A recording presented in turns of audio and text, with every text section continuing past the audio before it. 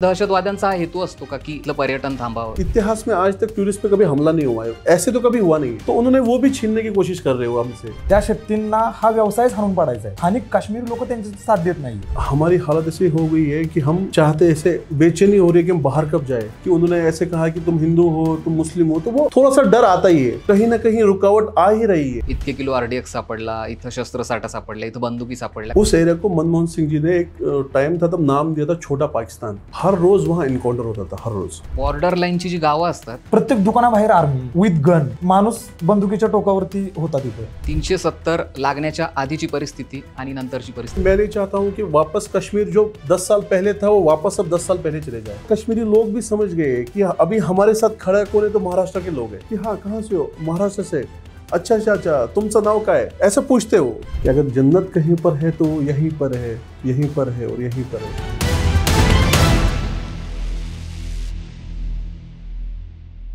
जम्मू आणि काश्मीरच्या पहलगाममध्ये दहशतवादी हल्ला झालाय, यामुळे देशभरात सध्या तणावाचं वातावरण आहे। पण जम्मू आणि काश्मीरमध्ये हे तणावाचं वातावरण कायम असतं, त्यामुळे तिथली ॲक्च्युअल ग्राउंडची परिस्थिती काय असते याबद्दल कोणी काश्मीरीच आपल्याला व्यवस्थितपणे सांगू शकतो।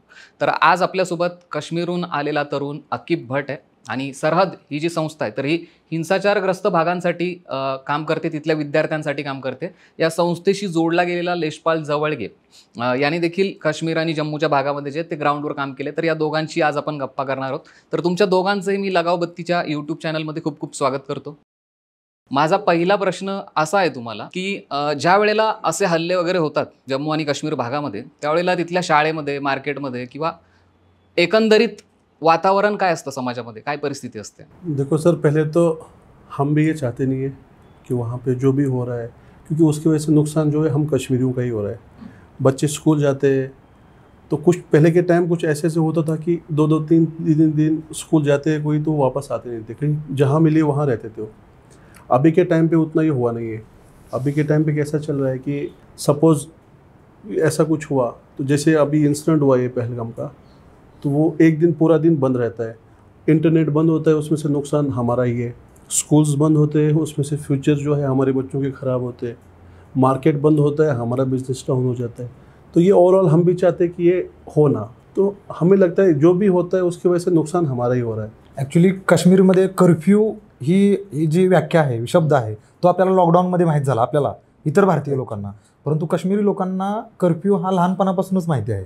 त्यामुळे जेव्हा कधी अशी 2-4 वर्षानंतर 3 वर्षानंतर अशी घटना घडते, तेव्हा ते स्वतःच पुढे येतात। आता जसा पहलगाममध्ये हल्ला झाला, बाकी व्यवस्था ॲक्ट होण्याच्या अगोदर काश्मीरी नागरिक समोर आले आणि म्हणाले की आपण आता आपली सुरक्षेची काळजी घेतली पाहिजे, आणि जे इतर भारतीय लोक जे काश्मीरमध्ये गेलेले आहेत त्यांच्या सुरक्षेची आणि त्यांच्या निवासाची, प्रवासाची सगळी व्यवस्था स्वतःहून काश्मीरी लोक करतायत। तर कर्फ्यू, लॉकडाऊन या गोष्टी त्यांच्यासाठी त्या रोजच्या आहेत। जैसे वो मेरा एक दोस्त है यहाँ पे, तो हम वॉर में लॉकडाउन में बहुत बड़ा काम कर रहे थे। आदित्य नाम है उसका। तो जब उसने मिला पहली बार, जब ये हुआ तो 2-3 दिन बाद वो मेरे को बोलने लगे, भाई हमारी हालत ऐसी हो गई है कि हम चाहते ऐसे बेचैनी हो रही है कि हम बाहर कब जाए। तुम कश्मीरी लोगों का क्या होता रहेगा जब क्रैकडाउन वगैरह होता है। तो पहले से जब कोविड आया था उससे पहले ही बंद था 1 साल, बोला कि 1 साल बंद था, अब वापस कोविड आने की वापस और 1 साल बंद। तो ये वहाँ पर जो सिचुएशन हम फील कर रहे थे, तो मे भी शायद कोविड की वजह से बाकी लोगों ने भी वो फील किया रहेगा। तर नॉन काश्मीरी लोकांना हे तिथं गेल्यावर फील होतं, पण ॲक्च्युअली तिथे जे लोक राहतात त्यांची मानसिक स्थिती काय असते या संदर्भात? मतलब सर, वहाँ के जो लोग हैं, अब मैं मेरा बताता हूँ, मेरे को भी ये सब, जब एक टाइम था कि क्रैकडाउन हुआ कश्मीर में, तो सब लोगों को एक जगह जमा किया। तो सुबह से लेकर शाम तक वो सब लोग एक जगह बैठे थे। ये 2004 से पहले की बात है, यहाँ आने से पहले। तो मैं जेब में रोटी रहती ना, सुबह दिन भर कुछ खाया नहीं था। वो इंसिडेंट मेरे को अभी भी याद है। तो मैं जेब में 2 रोटी लेके गया था मेरे डैड को खिलाने के लिए। तो वो एक लाइफ टाइम एक ऐसे कुछ मेमोरीज रहते हैं कि नहीं भाई ये नहीं होना चाहिए, और वो सिर्फ कश्मीर में होता है। तो दूसरे कहीं पर जब कोविड हुआ, कोविड में पूरा देश बंद था। पूरे देश में बंद होने की वजह से लोगों को समझ में आया, तो हम तो हर कुछ ना कुछ इंसिडेंट होता है वहाँ पे, पूरा कश्मीर लॉकडाउन कर दो, क्या हुआ कर्फ्यू कर दो, तो उसमें हमारी कुछ गलती नहीं है। हम भी चाहते हैं कि ये सब हो ना। कर्फ्यू होतो, खूप वेळेला कर्फ्यू लागतो, इंटरनेट बंद केलं जातं, शाळेतलं आणि कॉलेजच्या विद्यार्थ्यांचं सगळ्यात जास्त नुकसान होतं, तर यावर काय करता येईल सोल्युशन? ॲक्च्युली आता 370 हटवल्यानंतर सुद्धा गव्हर्नमेंटकडून ज्या योजना राबवल्या जात आहेत त्या काश्मीरमध्ये खूप फायदेशीर ठरत आहेत. काश्मीर गव्हर्नमेंट स्वतः ॲक्टिव्हली लोकांमध्ये सगळ्या योजना पोहोचवायचा प्रयत्न करते. त्यामुळं ह्या ज्या गोष्टी आहेत त्याचा विद्यार्थ्यांवरती जास्त परिणाम होत नाही आहे. आणि मुळातच मी सांगितलं तसं की काश्मीरी लोकच स्वतः पुढे येत आहेत की ह्या गोष्टी आता थांबल्या पाहिजेत. ज्या देशविघातक शक्ती आहेत, ज्या गोष्टी ह्या घडवण्यासाठी प्रयत्नशील राहतात, तर त्यांना हाणून पाडण्यासाठी काश्मीरीच लोक स्वतः पुढे येत आहेत. त्यामुळं हा त्रास विद्यार्थ्यांना होतोच. जेव्हा कधी अशी घटना कुठेही घडते तेव्हा पहिला सफर करतो तो विद्यार्थीच करतो तिथला, असं म्हणायला काही हरकत नाही. परंतु अशा घटनाच कमी घडत आहेत, त्यामुळे आता तिथं व्यवस्थित सगळं सुरळीत सुरू आहे असं म्हणायला काही हरकत नाही. तर पहलगामवर आता हल्ला झाला, तर यात नुकसान जे झालंय तर ते लोकल लोकांचंही झालंय. तर आता तरी कुठे कुठे लॉकडाऊन नंतर पर्यटन व्यवसाय जो होता तो वर आला होता, पण आता हा हल्ला करून परत आता तो थांबवण्यात आलाय. तर कुठेतरी दहशतवाद्यांचा हा हेतू असतो का की हे थांबावं, कुठेतरी इथलं पर्यटन थांबावं, इथली अर्थव्यवस्था थांबावी? एक्झॅक्टली. काश्मीर म्हणजे भारताचा स्वर्ग आहे. प्रत्येक भारतीय किंवा जगभरातला नागरिक तिथं जातो तो पर्यटनासाठी जातो आणि तिथल्या स्थानिक लोकांचा मुख्य व्यवसाय हा पर्यटन आहे. तर मग ज्या आपल्या देशविघातक शक्ती आहेत तुम्हाला म्हणालो मी, त्या शक्तींना हा व्यवसायच हाणून पाडायचा आहे. कारण स्थानिक काश्मीरी लोक त्यांची साथ देत नाही आहेत आता. मग हे साथ देत नाहीत तर मग ह्यांना त्रास कसा होईल?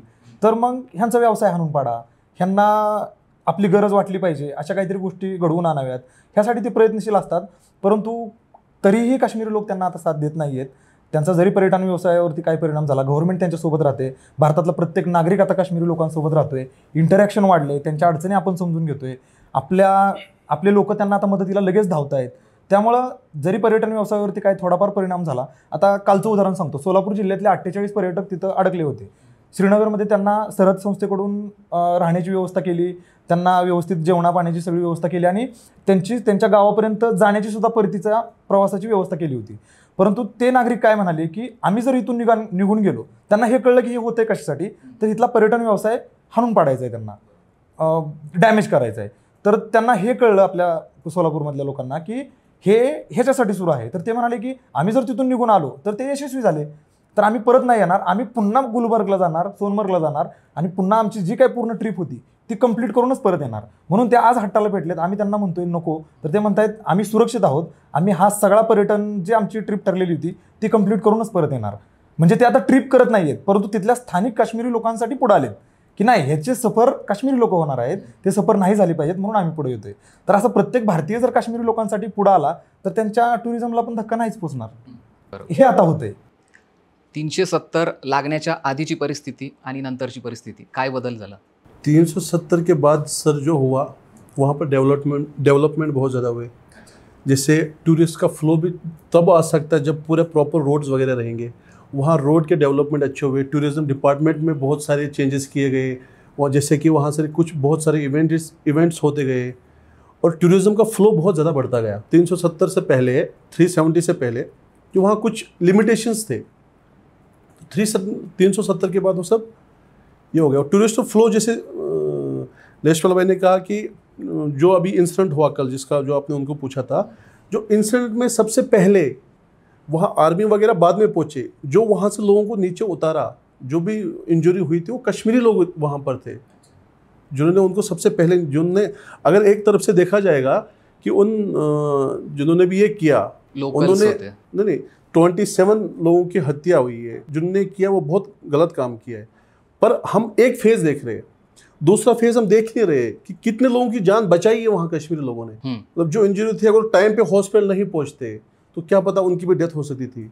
तो वहाँ सबसे पहले ऐसे जो अभी फैलाया जा रहा है तो वो थोड़ा अगर कंट्रोल में आए, क्योंकि बहुत पहले का टाइम है. मैं नहीं चाहता हूँ कि वापस कश्मीर जो 10 साल पहले था वो वापस अब 10 साल पहले चले जाए. बड़े मुश्किल से वहाँ के लोग जो थे, वहाँ के यूथ है, उनकी थिंकिंग चेंज हुई है. 370 टूटने के बाद उनका एक अपना सा ये हुआ है, एक इंटरेक्शन जब होने लगा है. 370 के बाद एक दूसरे के साथ इंटरेक्शन होने लगा तो वो बहुत ज़्यादा आपस में एक नॉलेज अब गेन करते हैं. एक दूसरे के साथ बात करने से ही हमको पता चलता है कि क्या है, रियलिटी क्या है. तो वो वापस अगर पहले जैसे हुआ तो कश्मीर वापस एक 10 साल बॅक जो था वही होगा. ओके. बॉर्डर लाईनची जी गावं असतात त्याच्या आसपासचं मार्केट, दुकाना, तिथली लोक, त्यांना काय काय त्रास सहन करावा लागतो? ॲक्च्युली मी स्वतः उरी असेल, आपण तुम्ही उरी अटॅक बघितला असेल, त्या उरी गावात जाऊन आलेलो आहे. बडगाममध्ये सगळीकडे फिरलो आहे. आरागाम म्हणून बांदीपोरा जिल्ह्यामध्ये एक गाव आहे, तिथं सरहद संस्थेकडून बॉर्डर एरियाच्या जवळपासचं गाव आहे ते. तर सरहद संस्थेकडून जगातलं सगळ्यात मोठं पुस्तकांचं गाव तिथं केलं जाते. तिथं आपल्या महाराष्ट्रातले टुरिस्ट जातात, त्या घरांमध्ये भेटी देतात. प्रत्येक घरांमध्ये पुस्तकं आहेत, मराठी पुस्तकं आहेत, ते वाचतात. तर हे जे बॉर्डर एरियाजमधली गावं आहेत, शेती आहे तुम्ही म्हणता तसं, तिथं खूप टेन्स वातावरण असतं कायम. प्रत्येक दुकानाच्या बाहेर आर्मी असते, सुरक्षेसाठीच असतात.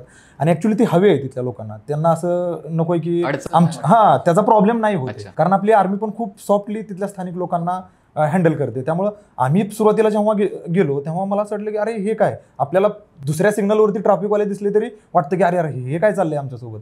पण त्या लोकांना ते सेफ वाटतं की आमच्यासोबत आर्मी आहे, आमच्यासोबत गव्हर्नमेंट आहे. तर थोडंसं वातावरण टेन्स असतं, परंतु असे हल्ले सारखे होत असतात. मागच्या 1.5 महिन्यापूर्वीच जे आरागाम पुस्तकांचं गाव केलंय, तर तिथंच हल्ला झाला होता आतंकवादी लोकांकडून.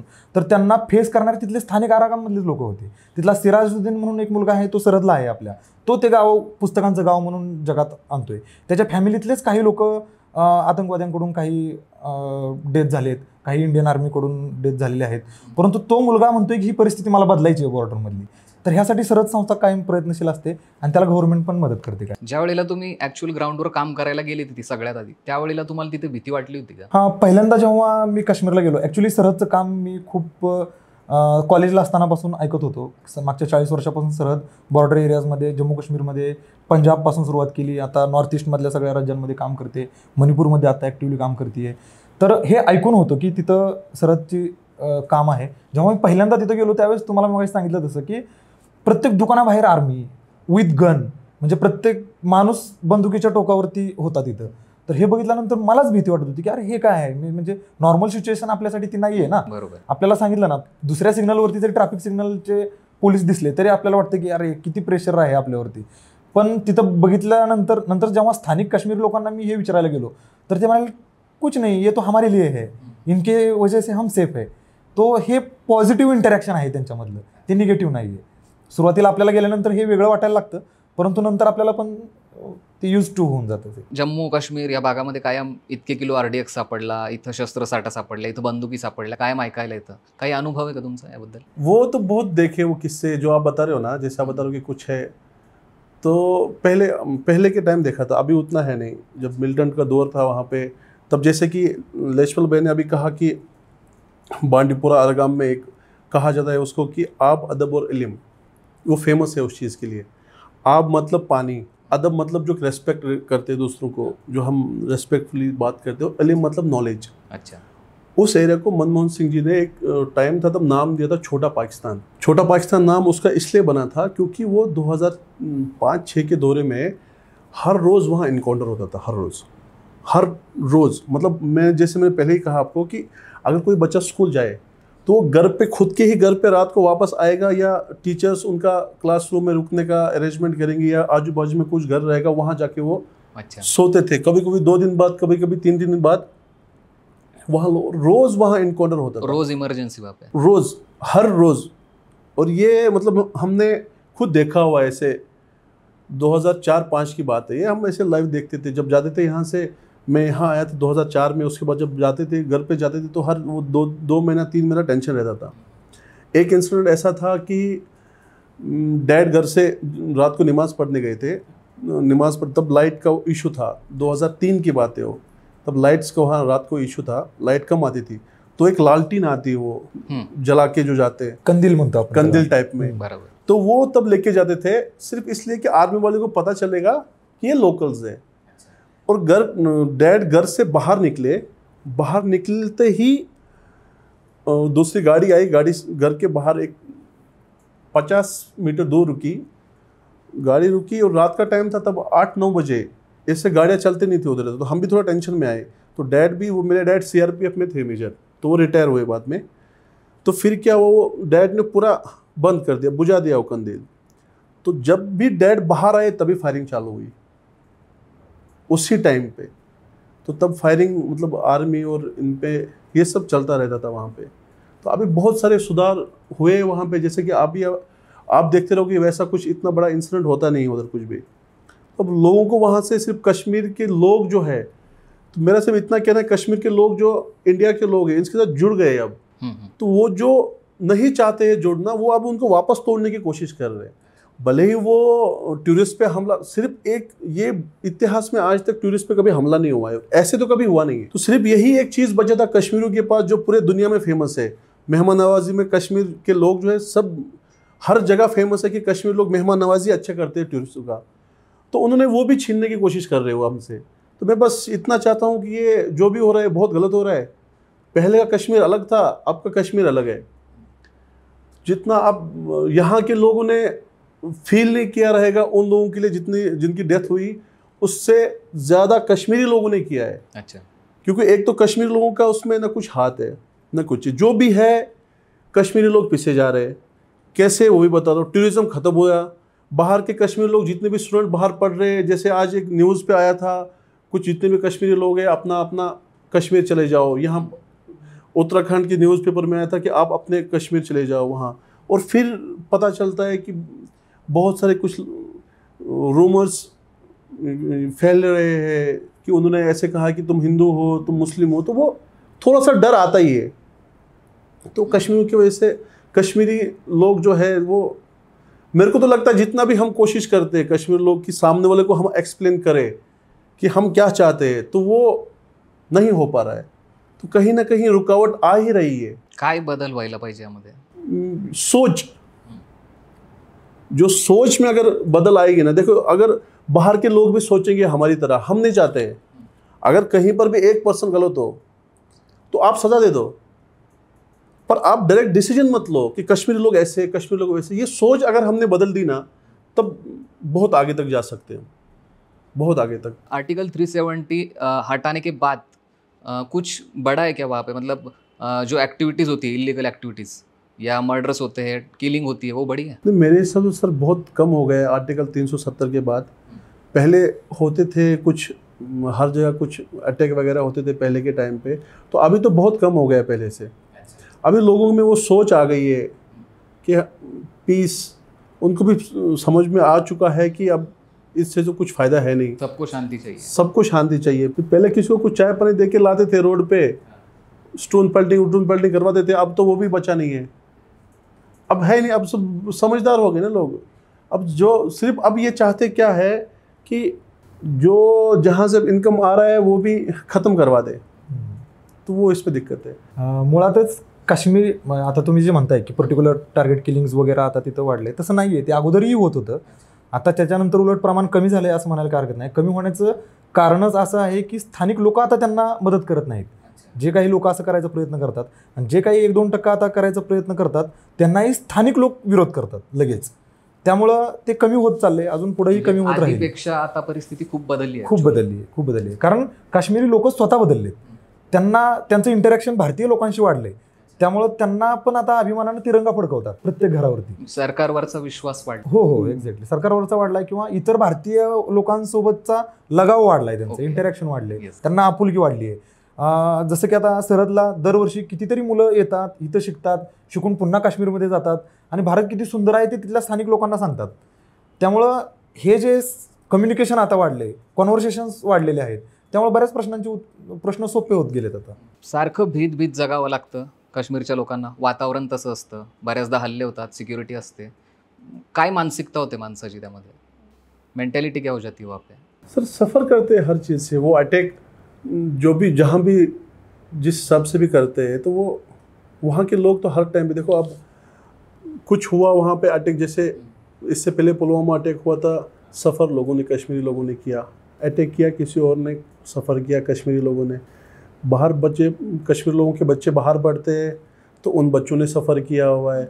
वहाँ जो सप्लाईज वगैरह जाती है, फूड्स वगैरह बाहर जाता है, रोड बंद हो गया, सफ़र कश्मीर ने सफ़र कश्मीरी करता है। स्कूल्स में जो बच्चों को पढ़ाने जाते हैं सफ़र कश्मीरी करता है, तो ऑलमोस्ट पूरा सफ़र ही कश्मीरी करता है। तो इस पर अगर सोल्यूशन निकालना है तो उसके लिए गवर्नमेंट तो वहाँ के लोगों की जो मेंटल हेल्थ होती है उसका क्या होता है? देखो एक टाइम था 2000, जब मैं यहाँ आया 2004 में, ये एक किस्सा था। तो मेरे को पता नहीं था इंडिया है क्या, तो मैं मेंटली बड़ा, जो मैंने देखा था मैं वही करता था। और जो मुझे दिखाया जाता था मैं वही सोचता था दिमाग में। तो हमारे साथ कुछ लड़के भी थे वहाँ पे, तो मेरे जो दोस्त थे वो हर बार बोलते थे भाई पाकिस्तान जाएंगे हम, पाकिस्तान जिंदाबाद, पाकिस्तान जिंदाबाद। और जब मैं इधर आया तो फिर 1 साल बाद में गया, 2-3 साल हुए, मैं उनको बोलने लगा कि भाई ये सब सिर्फ दिखावा है, वो जब जो तुमको दिखा रहे वही देख रहे, मैं देख के आया हूँ इंडिया है क्या। फिर 1-2 साल गुजरे तो 10 लोग हैं, 10 में से 8 लोग जुड़ गए, नहीं भाई हम तो इंडिया के साथ है, हमें पता है। क्योंकि उसके बाद कुछ स्टोन पेल्टिंग्स हुई वहाँ पे, उसमें कुछ डिसीजन गलत हुए, तो वो लोग जुड़ते वहाँ की जो मेंटल, जो वहाँ पे उनका जो थॉट था वो धीरे धीरे चेंज होने लगा। फिर एक टाइम ऐसा आया कि कश्मीरी लोगों ने बोला ना हमें इंडिया चाहिए ना हमें पाकिस्तान चाहिए, हमें अलग छोड़ दो, क्योंकि वो मेंटली डिस्टर्ब होने लगे ना हर बार। तो एक टाइम ऐसा आया, वो समझ गए, उन्होंने डायरेक्ट उनको बोल दिया कि हम इंडिया के साथ है। 370 की बात है ये, हम इंडिया के साथ है। क्योंकि क्या हुआ, एक डिफरेंस पे बताता हूँ ये लोगों के इसमें मेंटलिटी क्यों चेंज हो गई। क्योंकि जब जो 370 से पहले वहाँ फंड वगैरह कुछ आता था या कुछ भी डेवलपमेंट के काम के लिए आते थे, तो वहाँ कुछ ना कुछ कर देते थे। या तो लॉकडाउन होता था, रगड़ो करो, रोड बंद, वो बंद। तो अब उसके बाद जो भी अभी डिसीजन लेते हैं 370 के, वो सेंट्रल गवर्नमेंट लेती है। मतलब ये सब जानबूझ के होता था। अब जो लेते हैं ना, अब वो सेंट्रल गवर्नमेंट लेती है डिसीजन, ठीक है। तो अब 370 के बाद डेवलपमेंट होने लगा वहाँ बहुत ज़्यादा। जिस जम्मू से कश्मीर जाने के लिए 9-10 घंटे लगते थे, वो भी पता नहीं था सेफ है या नहीं है, उसी रोड से आज 5 से 5.5 घंटे में आप पहुंच जाते हो कश्मीर। काश्मीरी राजकारण्यांबद्दल काय वाटतं? तसेच काश्मीरी राजकारणी सुरुवातीपासून पण भारतासोबत होते, आताही गव्हर्नमेंटला ते साथ देतात, परंतु त्यांच्या पाठीमागं लपून काही लोक असतात जे काही शक्तींना साथ देण्याचा प्रयत्न करतात. त्यांना पॉलिटिशियन्स लोकांचा डायरेक्ट कधीच सपोर्ट नव्हता, आजही नाही, परंतु बदनाम राजकारणी होतात त्यांच्या मागं कुणीतरी काही ॲक्टिव्हिटीज केल्या तर. परंतु त्या लोकांना पण आता सुधार पाहिजे. ते लोक स्थानिक लोकांना समजून सांगतायत की आपण भारतासोबत राहणं किती महत्त्वाचं आहे. ह्या गोष्टी होत आहेत. त्यामुळं जरी कुणी काही गोष्टींना विरोध केला, फॉर एक्झाम्पल काही नेत्यांनी आर्टिकल 370 हटवण्याला विरोध केला होता, तर तो विरोध हा स्थानिक लोकांसाठीच होता. कारण त्या लोकांना अशी भीती दाखवण्यात आली होती की तुमची लोकल आयडेंटिटी संपून जाईल. विरोध ही आपल्या गव्हर्नमेंटला किंवा आपल्या प्रशासकीय योजनांना विरोध नव्हता. तो विरोध त्यांची आयडेंटिटी जपण्यासाठीचा असतो. तो कुठल्या तरी अपोजिट शक्तीला ताकद देण्यासाठीचा विरोध नसतो. त्यामुळं जेव्हा कधी बाहेरच्या शक्ती आपल्या विरोधात कारवाया करतात, त्यावेळेस सगळे काश्मीरी लोक एकत्र येतात आणि त्यांच्या विरोधात उभे राहतात, भारताच्या बाजूने उभे राहतात. त्यामुळेच आता सगळं नॉर्मल होतं आहे हळूहळू. फॉर एक्झाम्पल तुम्हाला एक किस्सा सांगतो. एक मंजूर म्हणून सरहदमध्ये विद्यार्थी आहे. तो विद्यार्थी त्यांच्या वडिलांच्या मांडीवर बसला होता, लहान होता. त्यावेळेस त्याचे वडील मेले. अच्छा. मिलिटंट लोकांनी मांडीवर बसलेला मुलगा आणि त्याचा बाप त्याच्या समोर एक्सपायर झाला, मारलं गेलं त्यांना. तर तो अजूनपर्यंत ते सफर करत होता ना, की त्या समोर ती किलिंग्स घडलेल्या होत्या. मेंटल ट्रॉमा असेल, ट्रॉमा. मग त्याचं काय की मी हा बदला घेणार, तुम्ही घ्या नाही तर मी घेणार. मग त्यावेळेस मात्र जर तो तिकडच्या शक्तींना जोडला गेला तर मात्र मग तो रिव्हेंज, आम्ही त्याला का मारलं, तर तुझा बाप मिलिटंट कसा होता म्हणून नाही, तुझा बाप आपल्या काश्मीरच्या विरोधात कसा होता असं त्याला समजवलं जाणार. आणि मग तो भारताच्या विरोधात कारवाई करायला सुद्धा मागं पुढे बघणार नाही. असे जे तरुण असतात त्यांना तिथं काही लोक इन्फ्लुएन्स करायचा प्रयत्न करतात, 1-2% जो काय असतात. आपला प्रयत्न सरहदचा आणि सर्व लोकांचा हा राहतो की त्या लोकांना तिथपर्यंत पोचूच द्यायचं नाही.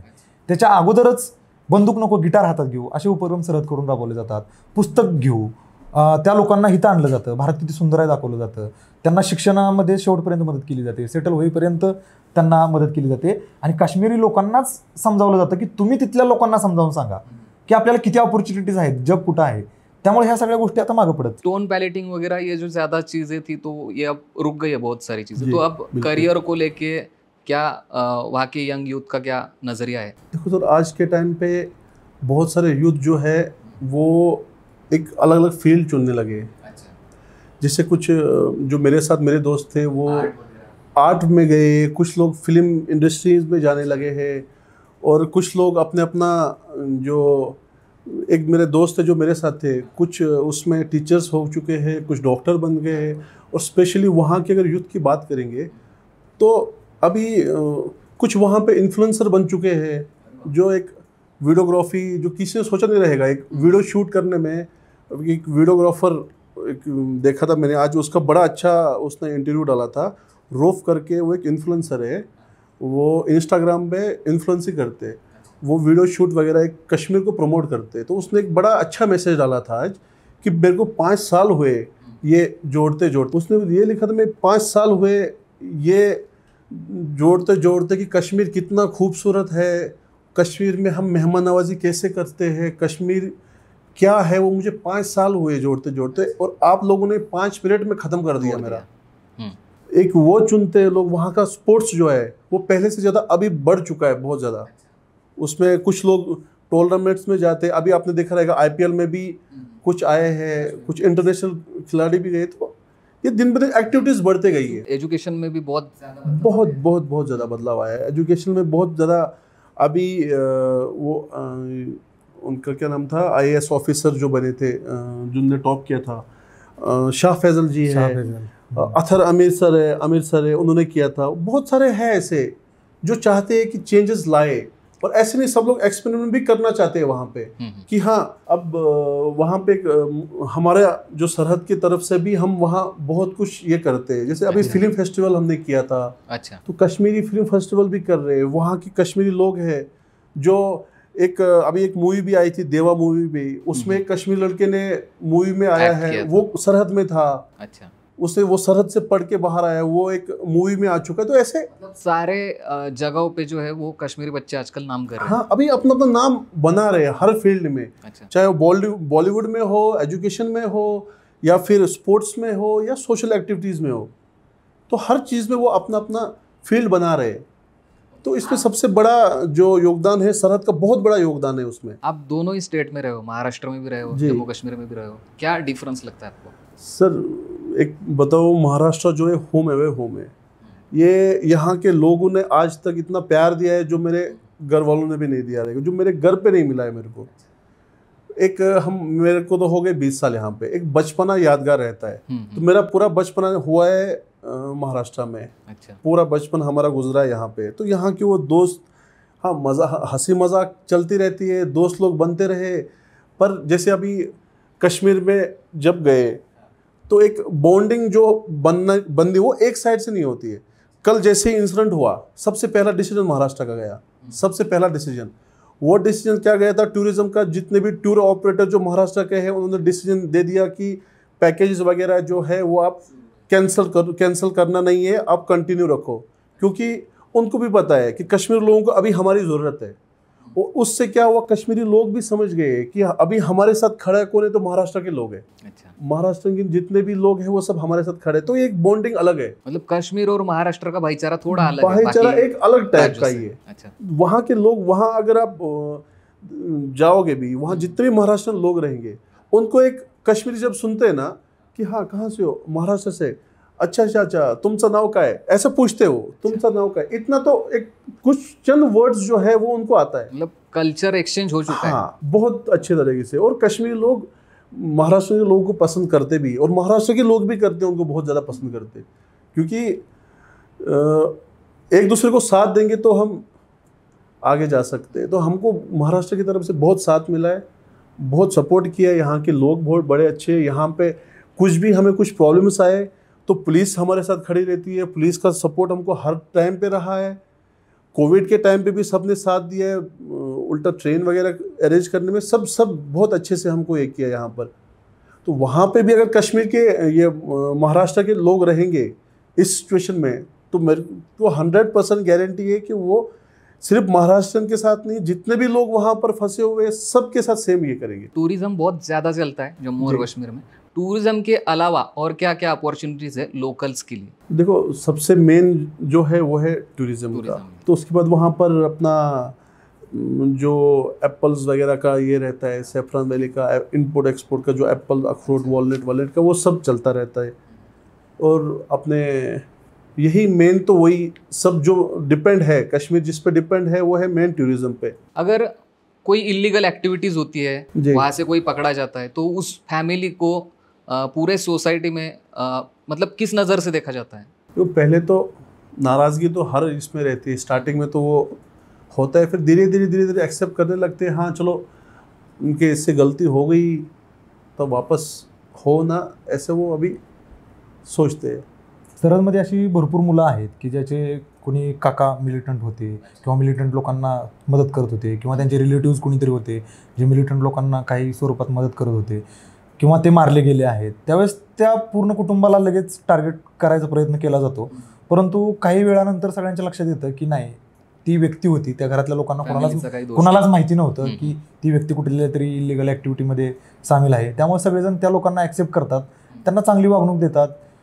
सरहदकडे अशी भरपूर मुलं आहेत जे शिकत आहेत, त्यांचे रिलेटिव्स कोणीतरी अशा स्वरूपातल्या ॲक्टिव्हिटीजमध्ये होते, तर त्या मुलांना बाहेर काढण्यात सरहदने खूप मोठी भूमिका, संजय नहार सर, सुषमा नहार सर, नहार मॅडम मागच्या 35 वर्षांपासून या मुलांवरती काम करतात.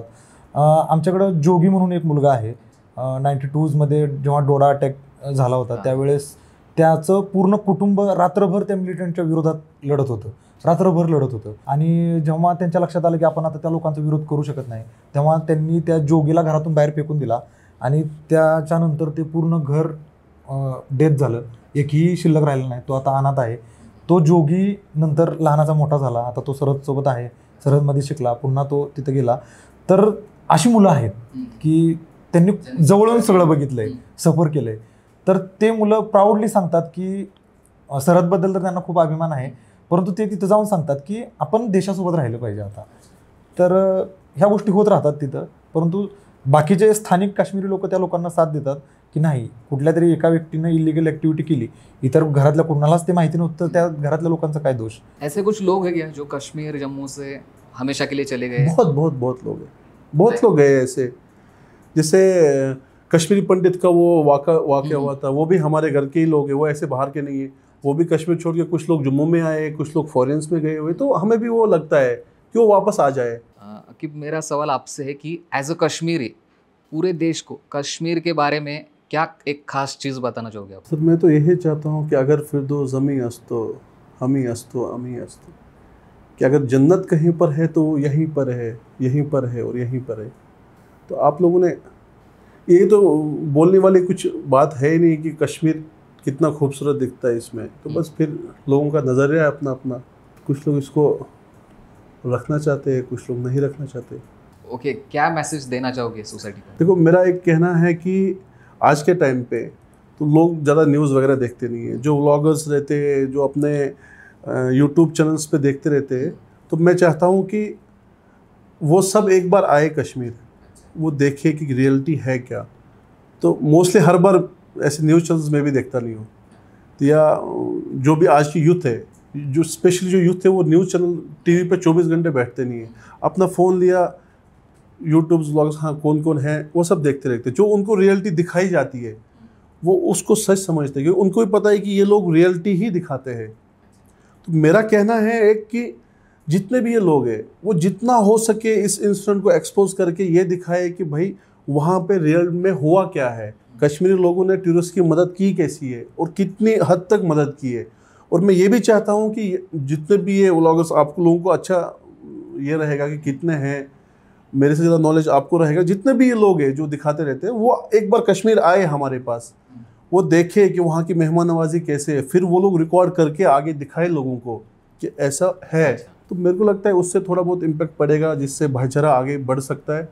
तो ये थोड़ा सा इंसिडेंट हुआ, इसका हमको बहुत बड़ा दुख है, पर हम चाहते हैं कि ये आगे बढ़ते जाए. ये जो टाइम है टूरिज़्म का एक बहुत बड़ा अभी ही फ्लो है टूरिज़्म का वहाँ पे. तो मैं चाहता हूँ कि लोगों को ऐसे पता चले कि भाई ये जो हुआ है जानबूझ को टूरिस्ट को रुकाने के लिए किया गया है. जैसे अभी अमरनाथ यात्रा चालू होने वाली है, तो ये चाहते ही है वहाँ के लोग. मैं ये जो इंडिया के लोग हैं, मैं उनसे ये गुजारिश करता हूँ कि अगर वो अपने एक मोटो लेके चल रहे कि हम लोगों को टूरिज़्म से दूर करेंगे, तो हमको भी, जो इंडिया के लोग हैं, जो हम लोग हैं, हमको भी ये एक मोटो लेके चलना है कि वो कितने भी कोशिश करें फिर भी हम टूरिज़्म गिरने नहीं देंगे. वो उनका मोटो ये नहीं होना चाहिए. इस पे हम भी काम कर रहे हैं. तो लोगों को भी गुजारिश है कि आप वहाँ का जो टूरिज़्म है वो बंद मत कीजिए, क्योंकि जो डरने की जरूरत जिन्होंने भी ये किया हुआ है उनका मोटो ही वही है कि टूरिज़्म बंद हो जाए, इनका पूरा जो टूरिज़्म का फ्लो था वो कम हो जाए, फिर वो अपने जो उनका इरादा है उसमें कामयाब हो जाए. पर अगर हम रुक गए तो वो सक्सेस हो जाएंगे. पर हम नहीं चाहते कि उनका जो सक्सेस, हम उनको सक्सेस होने नहीं Yes, okay. देखना चाहते। तो Yes. कश्मीरी लोग सब लोग साथ में हैं। तो आपको जो भी मदद चाहिए हम लोग रेडी हैं, जो चाहिए आप हमको बोल सकते हैं। जय हिंद, जय भारत। तर ही चर्चा तुम्ही ऐकली, या दोघांशी आत्ता आपण बोललोय। काश्मीरमधल्या ग्राउंडची ॲक्च्युअल परिस्थिती काय असते ती या दोघांनी आपल्याला सांगितलीच आहे। तर ऐका आणि विचार करा, आणि तुमच्या प्रतिक्रिया आम्हाला कमेंटमध्ये नक्की कळवा।